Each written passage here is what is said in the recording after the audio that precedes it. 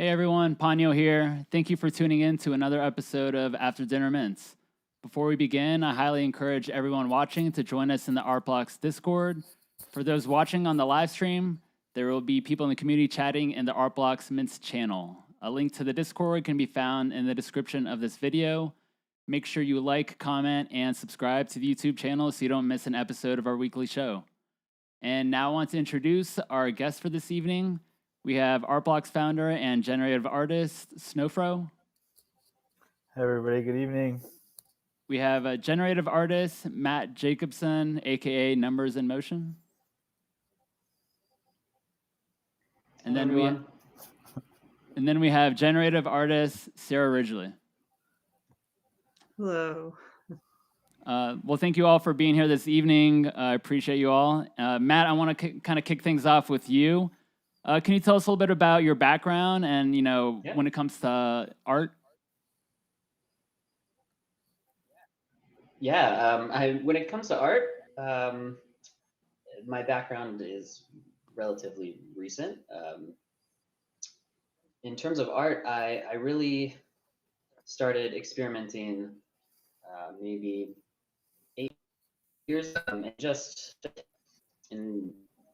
as an amateur, really, just like messing around with processing, watching some Dan Schiffman tutorials and stuff. But when things really started getting serious was when I attended the School for Poetic Computation here in New York. I really got to spend time with like real artists and see what that life was like. And so that's really when I really took like a deep dive into seeing like, could I really do this? Right on, awesome. And were there any like family members or specific artists by chance that like first got you excited about art? No family members, but definitely artists. The first one I can think of is a still active artist. He goes by Bees and Bombs. I discovered him on Tumblr 8 years ago, and I just started trying to recreate his GIFs and figuring out like what this coding thing is all about, and that was super fun. I'd also mention Zach Lieberman, who's a teacher at the School for Poetic Computation. I've learned so much from him and really appreciate what he does. That's awesome. And then, what was your introduction into the NFT and crypto space? I first heard about NFTs through Dimitri and Ringers. Before that, I really had no idea what it was. I had like heard, like maybe seen a news article or something. But when I saw Ringers, I was really sold. And for like looking into art blocks after that, I realized, oh, this is something that I could really get behind. And then, why did you decide to launch your project on Art Blocks? Was it? I mean, it sounded like it was obviously, partially inspired by Ringers and Dimitri, but was it something about maybe like the tech behind, creating the art on Art Blocks or anything else? Absolutely. I mean, the fact that it's all on chain, the code is stored on chain. I just thought that was super cool, and it made a lot of sense with how our medium works. Got it. That's awesome. And then, do you have some early work, some early generative art pieces that you created that you'd be able to share with us? For sure. Let's see. Yep. I don't know if we're sharing my screen. Yeah, there we go. I got you on there. Yeah. So my early work.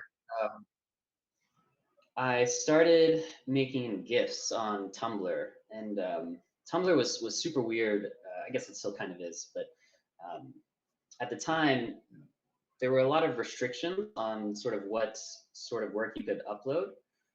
So your GIFs had to be like below a certain size. So like it was like super low, like 1 megabyte or something, 2 megabytes. And so you could only really work with like maybe a second of animation.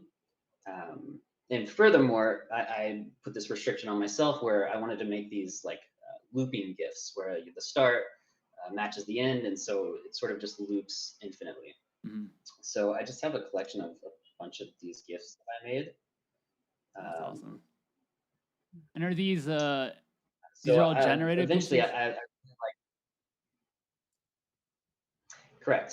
So this one right here is using something called a Delaney triangulation, which uses like some random points in 2D space. Oh, that's a cool, This really is cool animation. like a hexagonal sort of thing. And do you still have your Tumblr account? Like a really, it's still live. I haven't posted on it in years. Maybe 4 years ago, I made the switch to Instagram, and hadn't really looked back. There was a time, there was like a point in Tumblr where like they made a big switch and all the users started leaving. So I left at that point too. I don't know. Yeah. Yeah, it sounds, I mean, obviously it had like its limitations, and you know, I think there's obviously better outlets of, you know, getting your work out there. It was really fun as like a place to get started, especially with those restrictions imposed by the platform, imposed on myself, just to give myself like some guidance. Otherwise, you know, I could just do anything, and that's almost like too much freedom. Can you talk to us a little bit about this piece right here, the one with the blue and pink cubes? Yeah, so this I just had this idea where I wanted to move the camera through just like a filled up space of cubes, and as the cubes got closer to the camera, they would sort of vanish into smaller and smaller cubes until they just completely went away. And so this was it. I think I was experimenting with like some real world lighting effects at this point. So the faces of the cubes kind of change color depending on where the light sources are relative to the camera. So yeah, it was really fun. Awesome. And do you have to kind of show the progression of your art on the blockchain? Do you have your first ever NFT that you minted? Is that something that you might be able to share? So the first NFT I ever minted was a Subscape. Oh, nice. Which was the week before my first project launched. I think at some point I actually sold it, so I no longer have it. Okay. But I might be able to find it if. No, you're good. What about actually the first piece that you ever created on blockchain? Was it Watercolor Dreams? Was that the first, you know, pieces that you that were uploaded onto the blockchain? That was absolutely, yeah. The first piece that I ever created that was put on the blockchain was Watercolor Dreams. Cool. And actually, I want to kind of transition into talking about that project. That was your first curated project. That was actually, we were talking about it a little bit earlier. That was the first time we ever did a pre-drop talk. Was that conversation? It was when you launched that project. I reached out to you. I was like, hey, like we're trying something new, and you know, we want to kind of just talk about your project and with the community and just learn a little bit more about you. And I'm just so happy that you actually were receptive to that. And you know, obviously, we still do that today, and it's just really nice to obviously have you on, you know, After Dinner Mints. But yeah, so Watercolor Dreams is your first project on Art Blocks, and it was curated. Can you tell us a little bit about, you know, the idea and inspiration behind that project? Yeah, so maybe let me pull up. I have like a little super early prototype, Yeah, I'd love to see that. First idea and like the main idea behind it. Here we go. So the idea was to like take the canvas and just like fill it up with some shapes. And so I had this idea to like put a shape on the canvas and like just let it flow through the canvas. And this was like the earliest successful execution of that idea. You basically just let each point on a shape just follow a flow line through a noise field. It's a bit more complex than that, but this is the main idea. That's awesome. And then, so obviously this one is completely different than Watercolor Dreams, but obviously this is a black background. Was that ever something that you considered for the project itself, or were you like, you want something a little bit lighter so that the colors kind of show up a little bit more, or what was the reasoning behind that?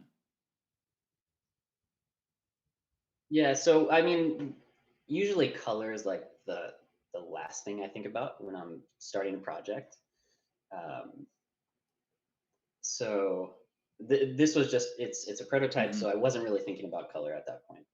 Uh, Eventually, when things when I started like really taking this seriously and trying to make a project out of it, I started messing around Oh, with wow. this idea of subtract color, like ink on a canvas, and like how these colors interact with each other. In that case, you need a light background to be able to do that. Mm-hmm. Eventually, I added this feature into the Watercolor Dreams script where you can have like an inverted color system. Mm-hmm. So in that case, you kind of get a darker background. But yeah, this was like the first recognizable prototype of what That's Watercolor awesome. Dreams actually. I love it.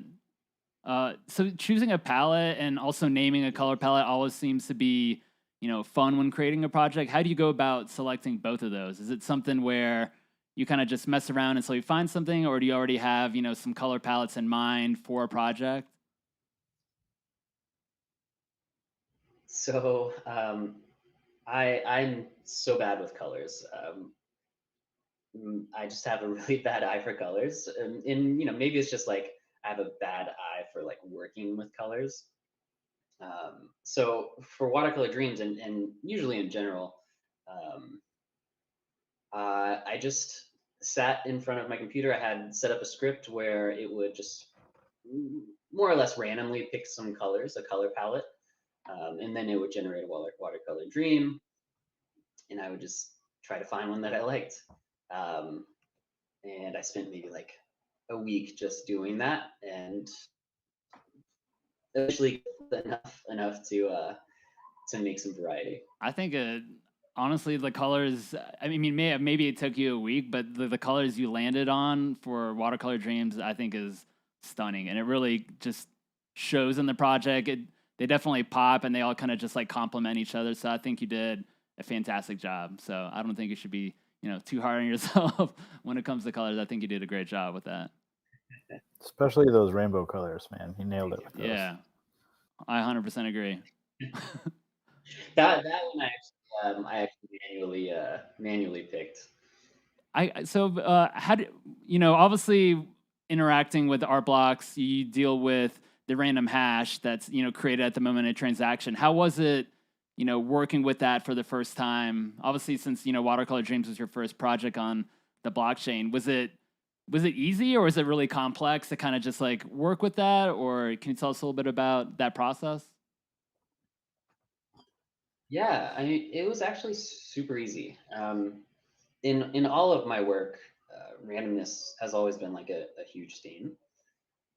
And so it was really just as simple as taking the hash and figuring out how to see the random number generator with that. Because I was already using random number generators everywhere. It was really just like a drop it in and continue working as I always have. Cool. I think it's super special and a really cool use of this technology. But yeah, in terms of creating, it was easy. And what did you think of the idea of, obviously, when someone mints a piece, then it's basically permanent, and obviously, I feel like back in the day, for generative artists, they're able to like cherry pick exactly like what mints they want to keep, and then you kind of throw the rest out. Like, do you enjoy that process, that all of these mints are permanent, and you're not able to cherry pick those pieces? It's kind of like I don't know. What's your thought behind that process as well? Yeah. I did really enjoy the process actually. Like I mentioned earlier, when I was working with Tumblr, there were like all these extra restrictions that the platform and I put on myself in terms of making art, and so uh, having this new restriction where every output has to be good um, felt like a return to form almost, where um, I had to like really make this good.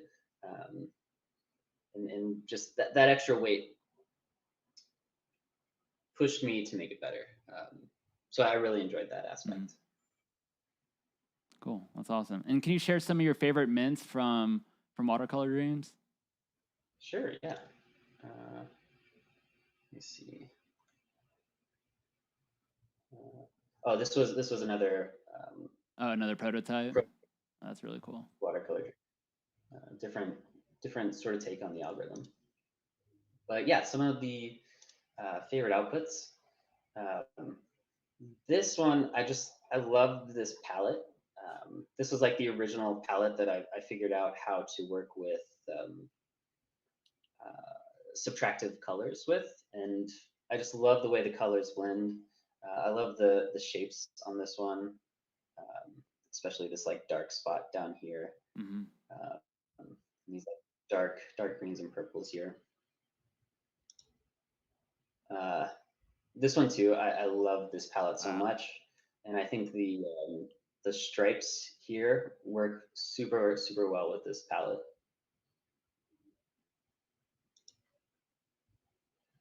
This one, I just love how the colors blend and the like waviness you get. I love how they also kind of just like fall off the How it page was- also, or just fall out of the image. Like it kind of bleeds off. Did you have a Exactly, favorite shape? exactly. Obviously the squares and circles and other kind of shapes. Did you have kind of like a favorite setup for a mint? Yeah, this one actually ended up being my favorite shape, which I wasn't like particularly fond of it when I was sort of creating the script. But after a while, and after I saw the mints that came out, I just think this shape was well set up to have a mixture of colors that blend colors and colors that sort of do their own thing and spread out Mm-hmm. by themselves. Awesome. So That's yeah. great. This one was one of my favorites as well. This is an example of an inverted one. I think this is the only inverted one of this color palette, and it's just yeah, I love it so much. I love that right side also, where the colors are kind of like fading together, just like into like the background. I think that's such a really cool look for that piece. It's almost like the shimmer of a bubble. Exactly. I love it.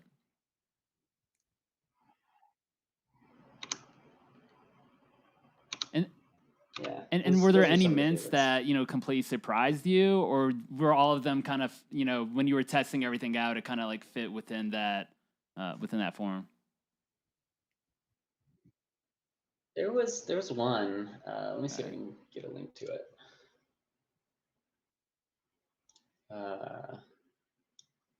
So with Watercolor Dreams, I sort of set things up to try to fill up the canvas as much as possible. And there were a couple outputs that ended up being sort of the opposite of that. This was probably my favorite. It's just so simple and unassuming, but Yeah, also really nice. they're just at the like same deep, time. bold colors on those. I think that's a really cool piece. Awesome. Yeah. Well, then, yeah. So your next project, so Watercolor Dreams was Curated drop. Your most recent drop, which was, I believe, just the other month. And let me know if I'm pronouncing this correctly. Is it Blaschke Ballet? Is that correct? Yeah. Awesome. And so this That's was right. a playground drop. what was the idea and like inspiration behind developing this specific project?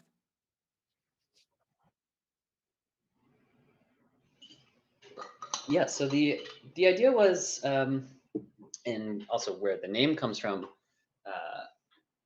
There's this concept in complex my professional background is in mathematics, pure mathematics, and so there's this concept in complex analysis called a Blaschke product, and I've been super interested in it for a while, and I've used it in some other pieces, um, but never like this, and it's always been like a tool in my tool belt that I go back to.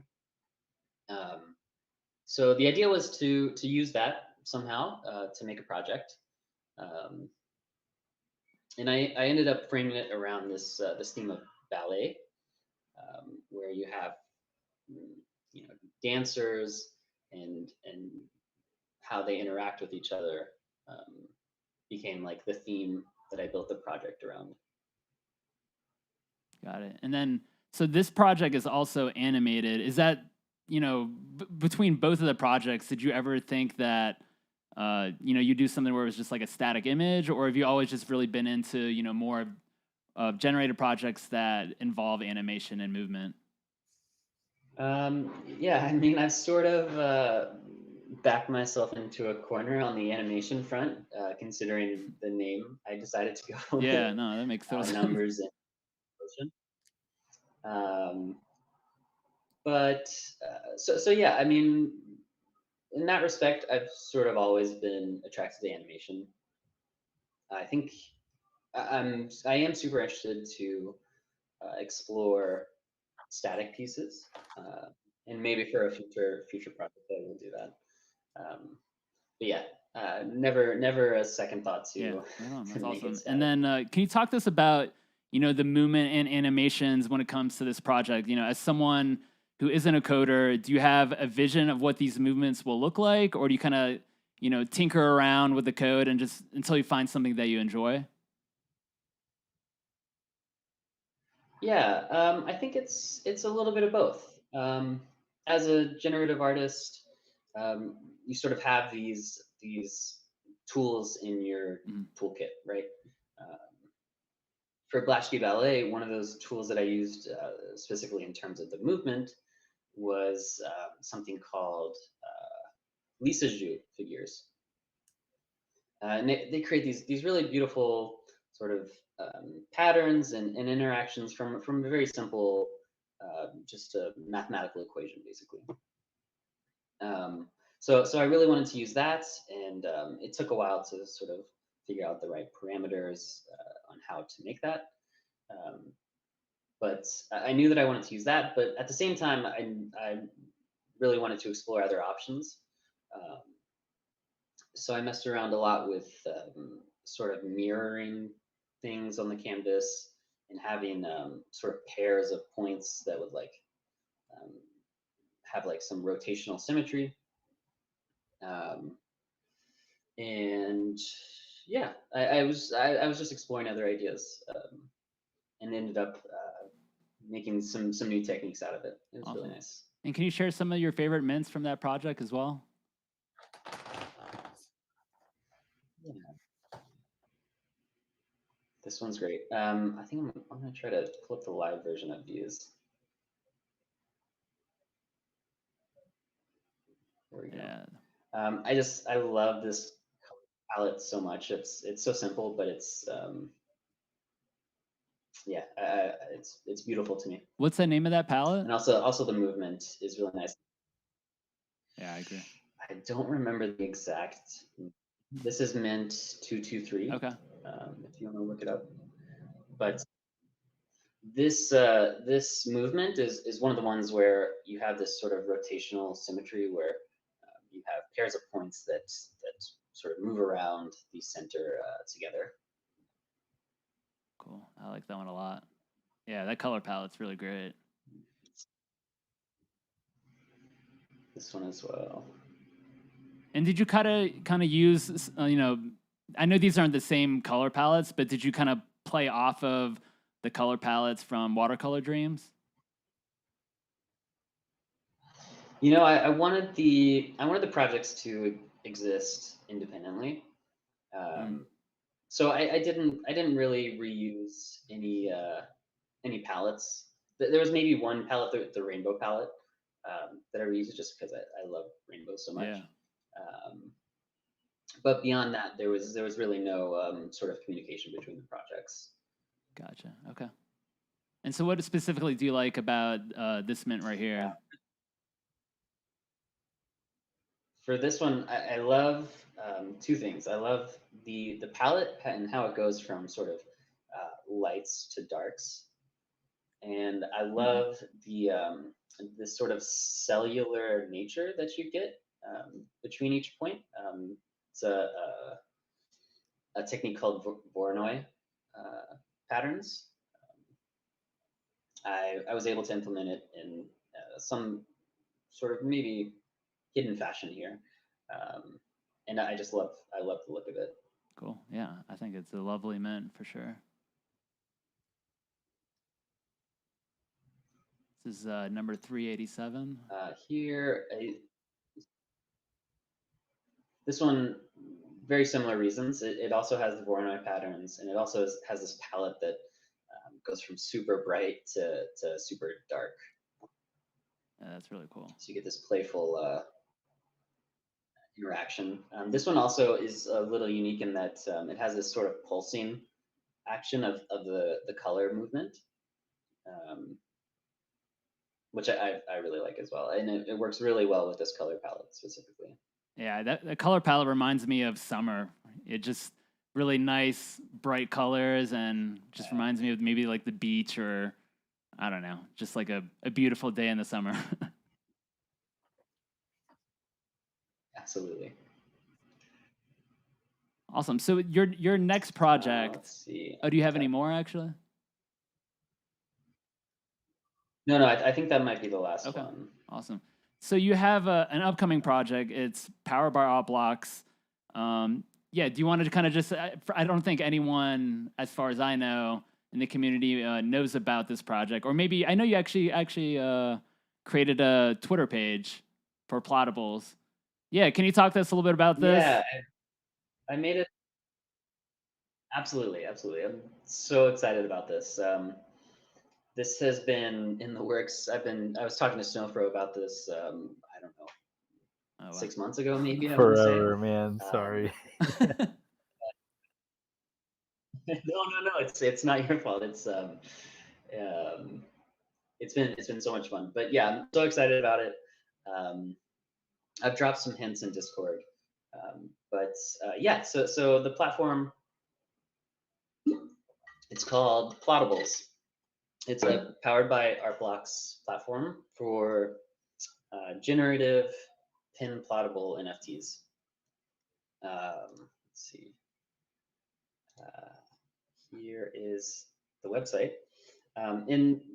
With Plottables, what I want to do is get people into pin plot. I think you know how they say like there's the saying this artist is this is your favorite artist's favorite artist, right? I think with pin plotting, you could say like this is your favorite generative artist's favorite tool. I think generative artists know about pin plotters and love pin plotters, but I think the people who follow generative artists aren't quite familiar, or certainly haven't used one ever. And I want to change that. I think that's awesome. Actually, the first time I saw Pen Plotter was when I was in Marfa, just the other month. So I think it's such a cool, tool that, like you said, generative artists use, and not a lot of people know about it. So I think this is obviously a very exciting project. It's powered by Art Blocks. What's your long-term vision with this project? Are you planning to, bring on other artists to use that platform who have like plottable pieces and they can upload their projects? Or can you just talk to us about the vision for this Plottables? Yeah. So the vision for Plottables is pretty much the same as Art Blocks. The idea is to pull in artists from the plotter community and have them launch projects just like they would on art blocks. As long as your script can output an SVG, it Cool. should work. And then with the as far platform. as, other artists are, what's the process going to be for that? Is it, something where you're going to have like an open, application process and people will kind of apply for this, or how does that kind of look? Yeah, so I haven't quite figured out how I'm going to onboard artists. For now, the plan is to have an application process similar to how Artblocks is doing it, and just figure out from there how it's going to work. I don't have that application process completely figured out at the moment, but it's on the top of my list right now. Cool. That's awesome. Yeah, I'm definitely looking forward to obviously seeing, where actually, when is this actually gonna? Do you have a date or like a rough timeline of when you plan to open up this project, or is this something that's it's kind of unsure right at the moment? So the launch on mainnet is unsure. I think there's a few things I need to figure out. There's a few things the Artblocks team needs to figure out. But I'm hoping it won't be long. But at least for now, the testnet is open. Anybody can go to robstein.plottables.io and at least try it out. So people can at least check it out. If you have a plotter, you can go and mint something and try to plot it. Cool. Yeah, I think that's very cool. What's been the most challenging? there is. Oh, go ahead. Sorry. I did set up an Instagram and a Twitter account and a Discord channel. So if anyone is super interested, follow and join and pop in the Discord, and I'll talk announcements when things become official. And then do you plan to offer, signed prints of these plottable pieces, or are you more in providing, generated blueprints of plottable pieces that people can print, with their own pen plotter? The main idea is to provide the instructions to the plotter so that people can mint and then just immediately go from minting to plotting this real physical piece of art themselves. But I realize pen plotters are an expensive investment, and some people might not want to make that investment, or maybe are a little intimidated by what actually setting up a pen plotter is. So I would like to explore providing prints, but that'll be down the road. Later on down the road. Yeah. This is probably a good time to invest in Evil Mad Scientists as a company, because I really think that this is going to draw more people to having a plotter than any other single thing. There's people asking about Power by Art Block stuff. Like, there's definitely been a lot of promises I made early on, and we're getting through them. And this is one that kind of came really early, but I thought that this was just a really brilliant use case for, kind of like using our tech as the tech, right? But like the if you've ever used a plotter or tried to, you have to use this weird software called Inkscape, and it's not super easy, and it's kind of awkward. And what's happening here is literally going to make it to where, if you want to plot your thing on black paper with white pen, something you can't do with a printer, you can do it. Yeah. It's going to be.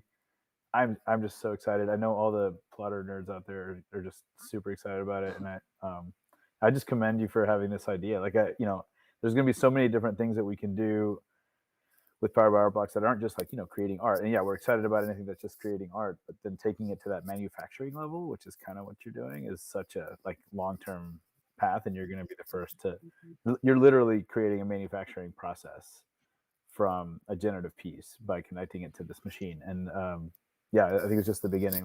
I couldn't be more excited about it. That's awesome. Same here. I will say, yeah, I've been super passionate about plotters for a long time, and it was so magical to take something that's always existed on the screen and turn it physical. And I'm really excited to share that. But there are a lot of hurdles with with pen plotters that a non-artist and someone. Oh, Remove as many of those barriers as possible. I think that the first barrier it removes is the actual creation of the art. I think somebody can buy a pen plotter, but if they have nothing to print, then why get it? exactly. Yeah. And the second part is, as Snowfro mentioned, is actually interfacing with the plotter and in taking your art and communicating those instructions to the plotter. It's even for an artist and someone that's technically experienced, it's not a fun process. And so what Plottables is providing is an interface actually that will communicate with your plotter directly through the web, through the browser, and communicate those instructions to your plotter. So it's the idea is for it to be as close to plug and play as possible. Awesome. And then, for those people who aren't savvy with a pen plotter, such as myself, do you plan to have, tutorial videos to help showcase how to properly create a piece or print out a piece? Absolutely. Even though I was talking about, taking down these hurdles, there are some hurdles that that we can't fully get rid of, and that is certainly the biggest one left. You can get rid of making the art, you can get rid of communicating with the plotter, but there's still a lot of setup involved with like choosing which paper, choosing which pens to use, actually sort of physically putting the paper next to the plotter. So yeah, I will definitely be making a video tutorial instructions on sort of what to do beyond the things that I can control. Awesome. So yeah, Cool. Yeah, definitely look looking forward to that. And do you have any examples of, some testaments that you're able to share? For sure. Yeah, I printed some the other night. Let's see. I got some. I have one project live on the testnet. So if you go to the gallery here, you can see this project. Let's see. I think I printed. Oh, wow. I printed this one. Or That's plotted. really cool. This is the actual plot of it. Sorry for the reflection. It's cool. You got it all framed, and you use like a different color ink, or? Yeah, so this is with a blue ink. That's one of the advantages to using a pen plotter is you can pick whatever color you want, or pen color you want, whatever pen thickness you want. And actually, one of the beautiful things about pen plotters, and it sort of goes along with this idea of generative art, is how the pen actually interacts with the paper. Like for this, you can see like up here in the corner, I think there was like a crumb under the piece of paper, so like it made this weird thing. Like a little bump on there. But that's it's like an extra layer of generativeness that you get with pen plotters. That's really cool. Got this one as well. Nice. That's awesome. That's super cool. Well, I'm really looking forward to, seeing this Plottables project, which is going to be powered by Art Blocks. I know it's obviously going to be a big undertaking, like you said, with, the education component, tutorial videos. But, I think long term, like Snowfro said, I think it's so cool that, manufacturing and basically creating like another layer to, generative art. And I think that's really cool. And I think a lot of people are just interested in, pen plotters, but we just don't know, or at least I don't know, and maybe some other people in the community don't know enough about it. And I think what you're doing is going to be really cool, and it's super exciting. So, yeah, definitely looking forward to that. On top of this, to kind of like close up, do you have any other artwork available on platforms outside of Art Blocks? I don't have any other artwork available. I've set up an account on Foundation, but I haven't uploaded anything. Okay. But who knows? I hope to in the future, but we'll see. Oh, that's awesome. And then how can people reach you should they have any questions? Obviously, you have, your plotter, the Plottables projects. Maybe if you want to give, drop some links and and your channel, but then also maybe just mention them right here for anyone watching. Yeah, so of course you're always welcome to hop in my channel on the Art Blocks Discord and ping me. But other than that, I've set up an Instagram account for Plottables, a Twitter account, also a Discord channel, a Discord server. So I'll put links to those in the Min's channel and probably in my Sounds art channel great. as well. Well, Matt, thank you so much for joining us this evening on After Dinner Mints. Really appreciate, obviously hearing about your projects on Art Blocks and then the future of what you're going to create with Plottables. I think, yeah, we're all really excited for that. So thank you for being on this evening. Thank you. Well, up next we have Sarah Ridgley. How you doing, Sarah? Hi, good. Thanks. Thanks for being on tonight. Yeah, can we go ahead and just kick off and tell us a little bit about your background, how you got into generative art? Yeah, sure. So my art background is actually printmaking, letterpress printing. I've been doing that for a long time. I actually got my first press when I was in law school, and I had no idea how to operate it, but I loved like figuring it out. It was really fun. So I like tinkering with things and figuring them out. So yeah, I just dove in and started experimenting with that, and I've been printing for a while. I had a couple of kids, and then I decided that I was going to learn to be a programmer. So I took a Python course, and it was really interesting. It kind of introduced me to the idea of systematically thinking and how to talk to a computer. I didn't have very much idea. I had a little HTML experience from building websites and stuff, but and at the same time as that, I was also playing with Procreate on my iPad, doing some digital drawing. I make my own printing plates for my printing, so I Cool. like to keep a digital workflow. I use a laser cutter to make the plates, and so um, a lot of my early work was with Illustrator and kind of vector-based art. And so when I got that Procreate, I was able to do digital drawing and yet still be able to send it to the laser cutter.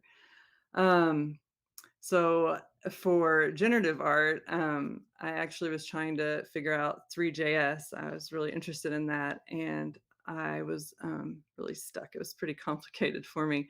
So I was on Stack Overflow a lot. And one of the answers to a question like mentioned processing or P5, I can't remember. And I followed the link, and it was so cool. I had never like thought about like coding art before, and there were all these tutorials where you could get started, and it was really easy to just jump right in and do it and start like coding and making art right in the browser. It was really fun. So that's how I found it, and I kind of saw a connection with like drawing with code and what I had been experimenting before drawing on my iPad, like just this new idea of like how to plot lines, and the computer gives you this feedback and stuff, and it was really exciting for me. So it just really resonated, and so I just kept doing it, and I've been doing it for I don't know 3 years now.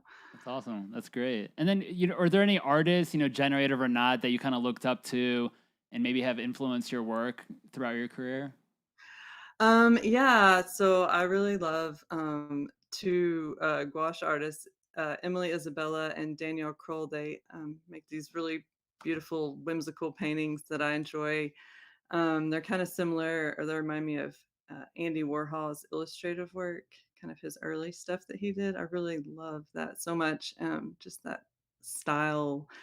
And also, he did this blotted line technique, which is kind of almost a printmaking thing where you would draw with ink and then you put a piece of paper on it and you smush it, and it gives the lines like this really cool texture.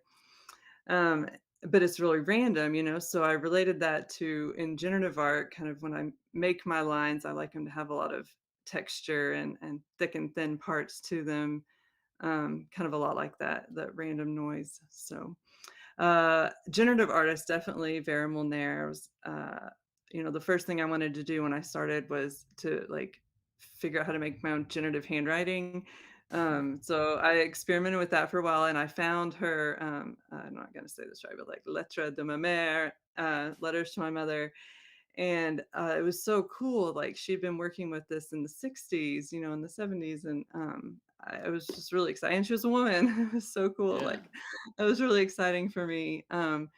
And I actually purchased one of her pieces a few weeks ago from Oh, a wow. gallery experience. Yeah, and it's coming to me in a few weeks. I'm so excited. It's very exciting. That's awesome. um, yeah, it's actually on display as part of an exhibit, and so I was just like, wow, that's so cool. Um, but I also really like Harold Cohen, and he had this program called Aaron. It's so fascinating to me, like how he, I don't know, like programmed all these shapes and things, and then started, like the program just has this turtle, I think, that draws it, and I don't know what is going on, but I love it. That's awesome. That's So super cool. yeah. And then how did you learn, like, how did you get into the, crypto and NFT space and eventually learn about art blocks? Yeah, so CryptoKitties, I minted some of those back in like 2017 or whatever, and that was kind of my first introduction to this like concept of tokenizing art, and I thought it was really cool. I was like, I think this is going to be something, and even though my CryptoKitties were nothing, they're worthless, but it was a bit fun. And then for art blocks, I was kind of in the generative art subreddit and on crypto Twitter, and I heard like these little talkings about someone was putting code on chain, and I thought it sounded really cool, uh, but I really didn't understand it at all. I had no idea how it worked. So, and this was like in February, I think. So I tried to get in the Discord and maybe figure out what's going on, but I couldn't. And so I applied because applications were still open at that time. And I thought, well, maybe someone will tell me, like, what you have to do this, because I just Yeah. had like all these questions.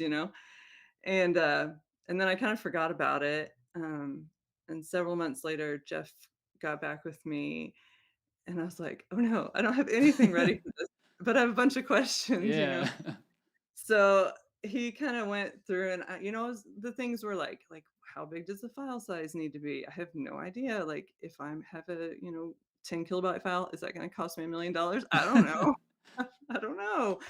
And then like what kind of render time is acceptable? Because a lot of my pieces like would take forever to draw in the browser. And Mhm. when I would look at art blocks, like especially with the earlier pieces, they would load right away. And so I didn't know, can you have a slower render time? Is that okay? And I know a lot of people, this has kind of developed in the past several months. There's been all sorts of cool solutions to that.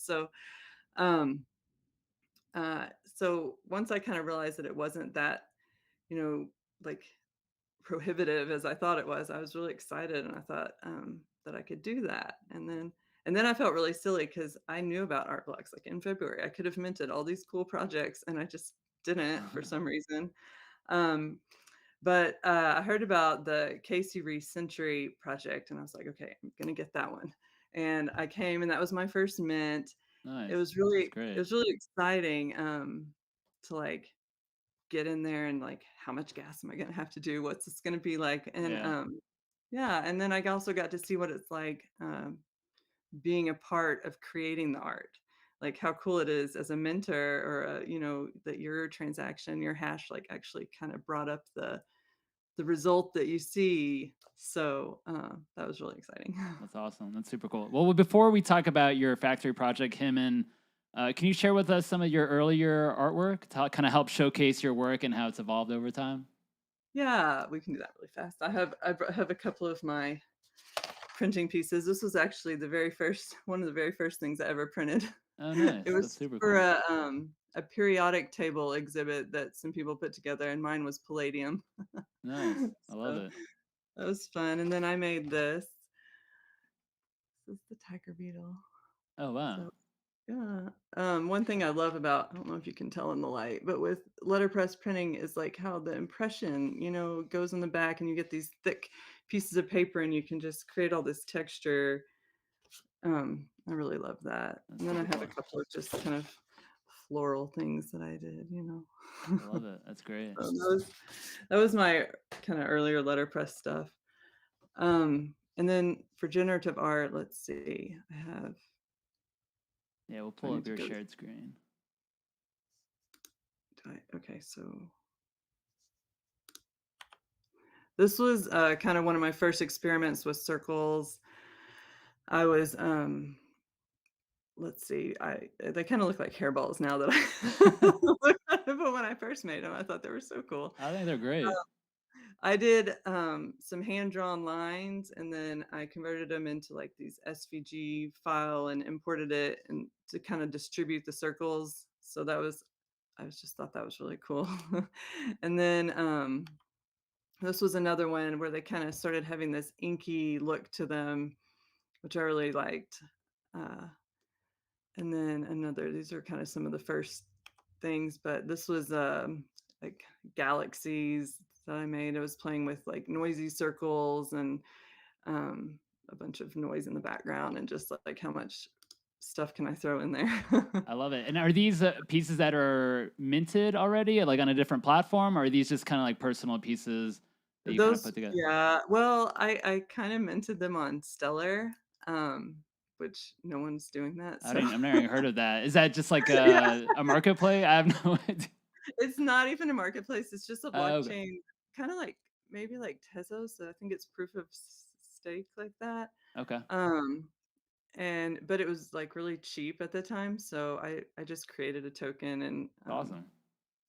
It's like good to tried it. explore. No, I think that's great. Yeah, Just like try different things. You don't know until you try it out. yeah, exactly. Well, these no one's ever bought these, so they didn't work, but they were Well, fun to do. So, it looks like I think somebody it might have been D. Bachman posted a link to it, so maybe oh someone will yeah, scoop it there you up. Who knows? go. Yeah, And then what that's fun. about, do you have your first NFT that you created? I know you've also created, some cryptovoxel pieces as well, some wearables. Yeah, do Yeah, you mind sharing some of those? I think those are super yeah. fun. So I'll start. The first piece that I made was this is I minted this on Rarible in September of last year, I think. It's called Unraveling. And it was kind of like my mental state at that point with like lockdown and the kids and Yeah, just overwhelming, you know. So I was playing with quadratic Bezier curves to make the flower shape, and I was really got stuck for a long time, but I finally figured it out, and then I exported each frame uh, and then made a GIF from it because I it love took it. each frame took forever to render. No, it's beautiful. I love it. It's great. Thanks. Especially, it's so nice to always hear like the background story about like what inspired that. Like you were saying, this was during lockdown, and I think that's, it gives a little bit of context, instead of just being like, Yeah. oh, kind of coming up with your own, which I think is fine. It's good for people to kind of create their own idea of what we think. But I think I don't know. I really love that piece. It's great. Yeah, thanks. Thank you. So, and then, oh, let me go back and I'll show you some of those wearables. Yeah. Oh, that's a couple more pieces that I made. So I had a lot of fun. I love cryptovoxels. It's so much fun, and I have to give a shout out to Octobar. I was trying to get my first parcel, and I kept getting outbid. And he like approached me and traded a few pieces of my art for a parcel, and I was like, Nice. that's so cool." So I have my own gallery, and That's cool. yeah, I made some balloons and stars and hair and eyes and just whatever. It's fun. I like playing with Magic of Voxel. Love it. So that's that. And then the bottom right picture, I did a gallery show in May. It was the Mothers of Ethereum. A bunch of us moms got together and did a big art show. It was really fun. And that was when I made my first wearable, was a little piece for us all to wear for that. So Awesome. That's great. Yeah, and I'm sure, if no one has like a link to that, parcel where we can kind of look at your pieces of work, it'd be great for you maybe, sometime you know, later tonight, if you don't mind sharing that somewhere on oh Discord, yeah, maybe Art Blocks Mint's channel or, general. I think some people would definitely be interested to, check out the space. I think that's awesome. yeah, thanks. Cool. And then so your project was on Factory. It's called Himinn. What was the inspiration behind this project? And just to let people know, Himinn means a sky or the heavens in Icelandic. Do you have any ties to Iceland as well? I'm very curious. Well, and I'd like to step in, and I think the community would like to hear you say it, Sarah. Himinn. Himinn. Okay, It's officially. Himinn. Himinn. All Yeah, right, so awesome. it's Yeah, in discussion. It's Himinn. thank you. Um, yeah, so okay, so for the name, I don't have any connection to Iceland really. But we were listening to this Pandora playlist with all these sea shanties, and then it started like this Viking music started rolling in, and my kids like they loved it. They were dancing around the house with swords and everything. And so that was really on my mind. Like I think the name of the band was like Wardruna or something. It was so much fun. But so I started looking at like some Old Norse languages and Icelandic for different words for maybe sky or clouds, you know. And when I saw that like Himinn and it was called a sky, I thought, okay, this is really good because I like how it's a sky, not the sky. It's kind of like a snapshot or a moment, you know. Hmm. So that really resonated with me, and that was the name. The rest is history. That's awesome. And then, can you share some of your favorite mints from this project as well? Yeah. Okay. I gotta go back to here. Um, so I really like this one. My husband says it looks like a donut, but I thought it kind of looks like the eye of the storm and how it made that like circle in the middle. I wonder if I can just tab without having to. Yeah. So And sorry. behind you, is that Mint Zero that you printed out? Yes. I made this on my risograph the other day so I could have a piece at my house. Cool. No, that's a lovely piece. It's awesome. Yeah, I was really happy with how that turned out. I was Yeah. super excited that it was Great. good. Okay, let's see what I had. Oh, and this one that I'm showing is number 094. And then the next one, I love this one because it looks like a rocket ship. I like Super that. cool. Yeah. I love Yeah. how, you have the different colors of the skies also. Is that can you kind of take I'll actually another thing I noticed is that if you actually zoom in on like the borders, it's actually not just like a straight line. It has like a little bit of like, ridginess to it, or just a little bit of yeah, can I you talk kind to of us? Yeah, I kind of imagine like if I had painted the piece and when I pulled the tape back, like what the edges would look like. So that's what That's I was cool. going for there. Yeah. That's a nice touch. I like Um, that. and this is the night sky. So let's see. Then I had this one is number 154. I just thought that was a really pretty sunset. I like Yeah. I like all of them. I especially like the ones with the big fluffy clouds and the Mhm. sunset. Um, and then for this one, if you'll kind of notice, let's see, what number is this? 175. There's kind of that yellow on the left side. Oh yeah. Um, yeah, so I did a lot of blending with different colors, and sometimes like the edges sometimes wouldn't fully get to the edge, and so they're like some of the background colors would get come out a lot stronger. And that happened in this one, so I thought that was kind of neat. Yeah, I kind of envisioned it being like seeing some of the underpainting or not quite getting, everything blended properly. Hmm. But and then this is my favorite one from the midnight. That's I awesome. really liked. Yeah. I love those like clouds and how they're laid out and Yeah, everything. it's like a family of clouds. You got like Yeah, kind of the bigger yeah, one and then like a smaller one. yeah. It's That's a just really I cool love one. that one. And do you actually Um, offer prints on these? I don't remember seeing anything about that. I've had a couple people ask, and I mean, I'm happy to do it. I just haven't really looked into it much because I haven't had a lot of people ask, and it's kind of a Yeah. lot of work. So Yeah, I know. It's totally if understandable. there's a demand for it, you know. And then I like this one. It looks like a kind of an atomic bomb or a mushroom cloud.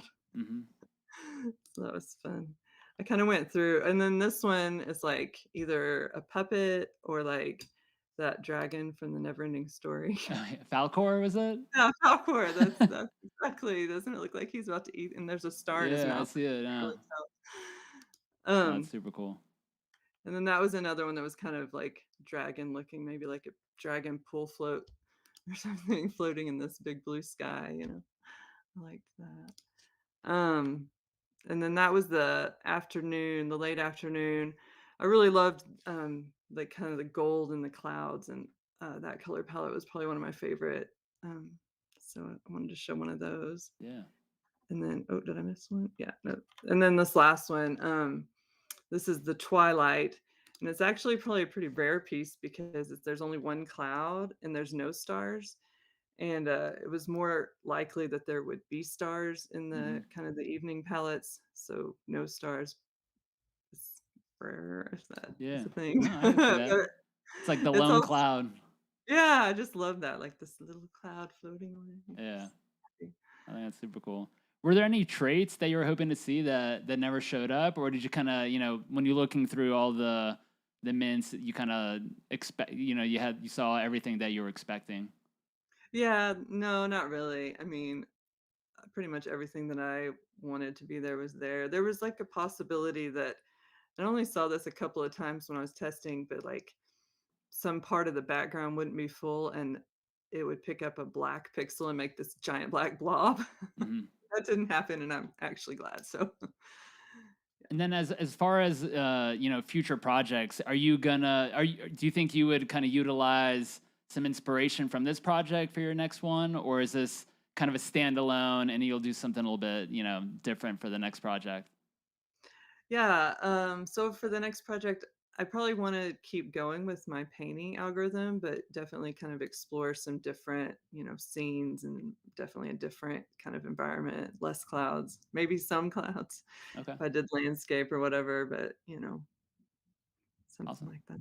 And then I know you mentioned it a little bit earlier. You had some stuff on Rarible, but where do you have some of your other NFTs on, like, which platforms? I know you mentioned that other blockchain. Oh yeah, stellar. Okay. Most of my stuff is on well, I have some on OpenSea and then also on Hicketneck, 'cause it's where I've been putting a lot of my recent work. And I'm actually launching it with a project tomorrow. It's called the Verse, and it's going to be on Foundation. So Okay. Awesome. We'll have to very keep a excited. lookout for that. Yeah. And then I have one more question before we kind of wrap up. What's one resource, whether it's like a book, website, video, that you would recommend to an aspiring generative artist? Well, probably the coding train. I Coding mean, Train? yeah, that's just the best. I mean, it's entertaining and it's helpful.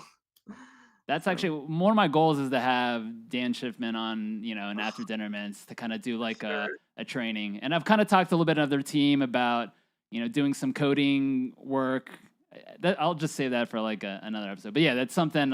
I think there are a lot of people in the community that are really interested in, generative art, and there are like all these, resources. But I think some people just don't know where to start. So I think, yeah, Coding Train sounds obviously like the number one recommendation I get from a lot of artists. Yeah. Yep. And then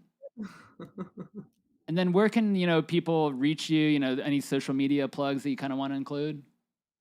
I'm on Twitter, Sarah_Ridgley, and I'm on Instagram as Glam Art. It's kind of hard to spell, but GLAEMART. Okay, great. Well, Sarah, thank you so much for being on tonight's show of After Dinner Minutes. Really appreciate you talking about your project and sharing some of your early work. And yeah, definitely look forward to seeing some more work from you on Art Blocks and other platforms. And yeah, thank you very much. Yeah, it's fun. Thanks. Thank you. So up next, we have the Squiggle giveaway, weekly giveaway for our community. I'm going to post the link shortly that will lead you to 4 trivia questions. Most answers can be found on the community-driven Art Blocks page, which is artblocks.wiki. So I'll go ahead and punch that in a couple times. Sarah, I know you heard me say this a million times, but I love your clouds. They remind me of Marfa. There was an artist in Marfa that actually just got like wood blocks and cut clouds out of them and painted them, and it was just really nice. And I mean, obviously, like very kind of, yours are photorealistic, but yeah, no, it kind of reminds me of Marfa, and I love it. I love the simplicity of it. Yeah, well, the concept was definitely to take a moment and be mindful. So Awesome, that's great. It has done that. yeah. And so just for the Squiggle giveaway, you will need to answer all 4 questions correctly. And for those who get all answers correct within 90 seconds, which we're down to about 60 seconds now, Their names will be put into a random number generator, and one person will be the winner of a brand new Squiggle. And while we wait, we have about 50 seconds. Just want to run through a love to see it highlight of the week. Druid wants to give a huge shout out to Schwembelder, who market purchased an apparition the other week. Proceeds of that purchase are going to a great cause and will significantly help out Druid's family member. Big shout out to Schwembelder. Love you, Druid. And that's definitely a love to see it highlight right there. For anyone that has a love to see it highlight of the week, please drop me a DM and we'll share it on a future After Dinner Mints episode. So it looks like now we got about 10 seconds left. For anyone that has entered their name in, make sure you have your wallet address ready so that we can hopefully try to mint a Squiggle live on the show. Looks like we got 78 people. All the people I got to give a big high five to and or hug in New York last week. I just want to say thanks. It was really fun running into you guys, and I'm still recovering, as I think most everybody was. I don't know the last time I stayed up till 2 a.m, and that was 4 nights in a row. Wow. Up till 2, but good times.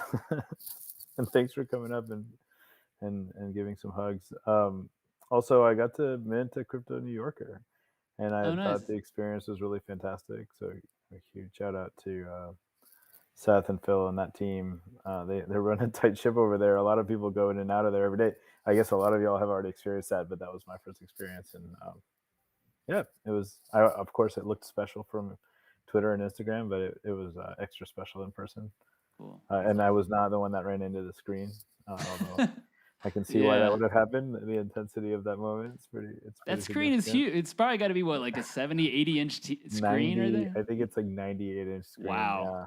And did that screen break? It looked like it turned off and then the video cut off, but I don't know if their screen broke. But yeah, I mean the excitement's there, so I can understand. It was wild. I also met some people that were very kind enough to share, that go by aliases that I never thought I'd ever know who they were in person. And man, cool. There's some really brilliant people in this space, y'all. Yeah, we're all lucky to be here. All right, well, it looks like we have Squiggle, or I mean the entry. So we have 78 total. So if you want to go ahead and fire that up, Luke.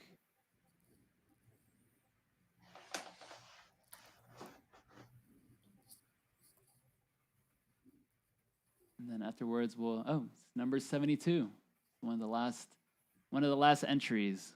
So Luke will go ahead and scroll down. Maz Miller 900. Congratulations to Maz Miller. Luke will go ahead and post that. Yep, I just tagged you. So Maz Miller 900, if you don't mind sending a DM directly to Snowfro or myself, whichever one.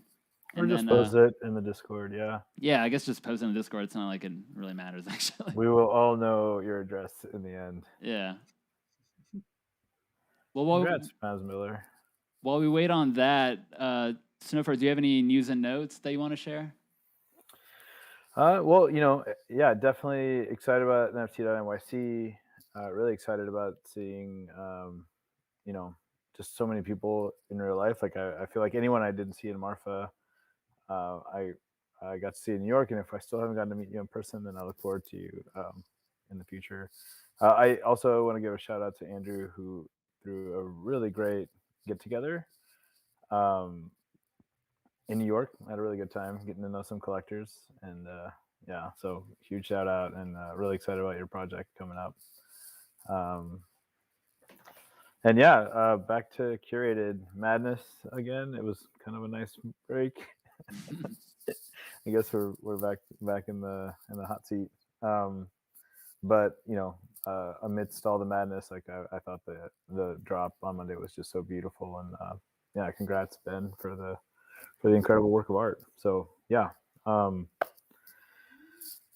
thanks everybody for sticking around and being so patient and loving generative art so much. It's pretty excited. Awesome.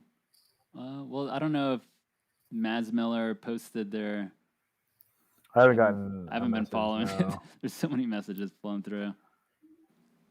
Well, while we wait on Mads Miller, I'll just kind of announce what we have on next week.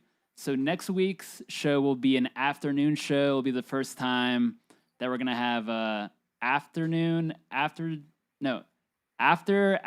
mints. I guess that's what is that what we're gonna call it. Anyways, yeah. So we're trying to help cater, obviously, to different parts of the world. So every okay. Sorry, Oh, go ahead. perfect. Oh, no, you're fine. Yeah, we're just trying to help cater to other parts of the world. And so this is going to be an afternoon show. So this will be on Wednesday, November 17th. It'll be at 11 a.m. Pacific, 2 p.m. Eastern. And we will have Anna Carreras on, who had a curated drop called Trossets. So we're looking forward to that. I know she's been doing a bunch of shows out in Europe. So, yeah, definitely looking forward to hearing about that and maybe, you know, some upcoming projects or releases. So, yeah, just a reminder, next week's will be an afternoon show, 11 a.m. Pacific, 2 p.m. Eastern, Wednesday, November 17th. So that'll be live. So looking forward to that one. All right, I'm working on this purchase. Oh, and congrats to all the squigglers for minting a squiggle last week. 2 squiggles. Yeah, it was Haas and Haas the Hustler, I think, and then Lee and Hester, I believe, were the last 2. Oh, Lee and Hester got one? Yeah, Lee and Hester got one. Oh, wait, I got the wrong address. Okay, I still haven't sent the transaction yet. Okay, no problem.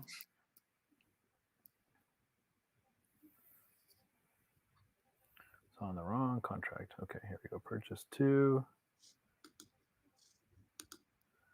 Oh, shit, I lost your... There it is. Copy.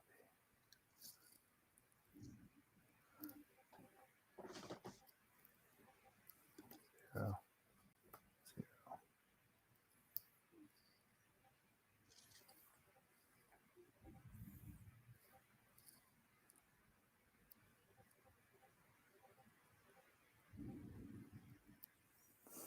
All right, squigglers, if you can go sign the transaction, that would be awesome. Cool. Yeah, we'll see if we have enough people, and if not, you know, we'll mint it. We'll just mint it first thing in the morning. Yep. Yeah, whenever it's ready.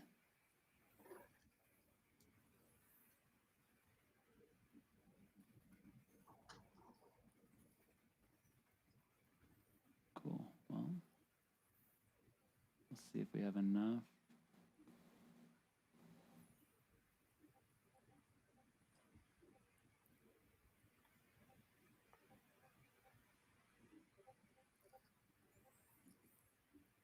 I see one signature.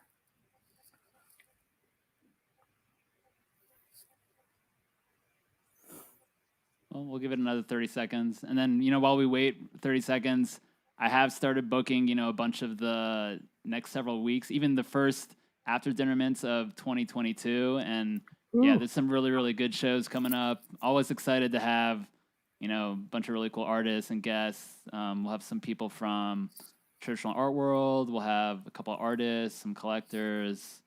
But yeah, I'm not going to announce them until, you know, the week prior so we can focus on, you know, 1 week at a time with After Dinner Mints. Well, what do you think, Snow? Do you want to wait or go ahead and wrap it up? Yeah, we can go ahead and wrap it up. And if we see it, you know, there's been some good stuff coming through the minter tonight. So if we see it come through tonight, I'll just kind of, you know, at y'all and or at least Mads Miller and we'll mint it. Cool. That sounds great. Well, I want to thank both of our guests, Matt Jacobson, Sarah Ridgley, for being on. Snowfro, per usual, thank you for being here. Yeah, we'll obviously look forward to that Squiggle upcoming, you know, hopefully tonight or tomorrow.